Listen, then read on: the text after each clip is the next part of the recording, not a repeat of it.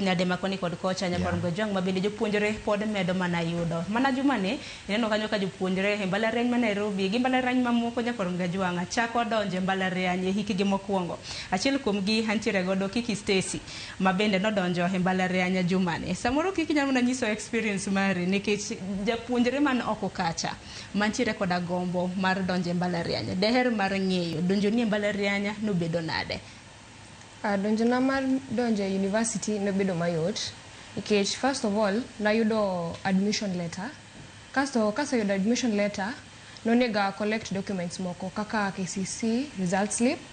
ID or birth certificate, then there was passport, na any receipts for payment. Hizo ndio vitu kwa nafaa kuchukua nazo.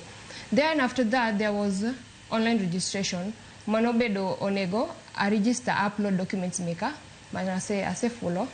onego upload kanyo kase upload gino di confirm either kan self sponsored kata government sponsored kanyo kase timo kamano bedo mayot kasto chieng ma idhi miwa chieng ma di report e campus chieng ma report chieng no ibiro gi original documents gi imiyo gi gichekoni kasto ka in gi gik moko te dhi bedo mayot kuomni mondo check process no chon kendo process na no bedo mayot kasto wigni wan gi orientation ma imiyo mondo settle in a school maber wangi library facilities faculties hizo tulikuwa tunafaa kujua. That was the only experience I have from now. Makoro nionge ng'ikruok ramna challenge mora mabede no neno samoro kaka jowete ni ma samoro wacho ne gina kata mana kaka calling letters moko bende wacho ne giyudo modeko e kinde mamoko. Kaka Nairobi University our admission letter no biro malate ka jok moko oseyudo but kaka no se biro no bedo mayot but kaka chieng ma ne wayepo nitie jok moko ma negi challenges moko kaka kukosa ku upload online your documents online kama hujakosa ku upload you'll be delayed on your process then some kuchudo kaka chudo nitie moko ma okia methods mek chudo koro miyo gi delay chieng no ogitiek piyo. To kara ngene Kiki podan mana kumi kanyo nikech koro in marton matiko di kaka case study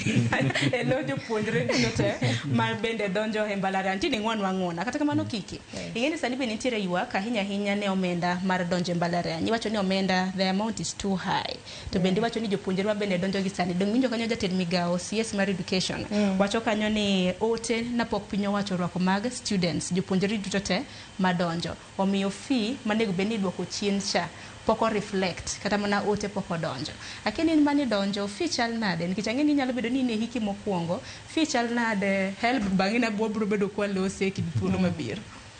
to ka wache fee kanyo kaka na upload gik moko online nonego antie fee manonego achul mondi kanya proceed gi process it was mandatory nega chul but koro kaka na se chule no bedo easy mond gik mogika odhi e university gibedo uploaded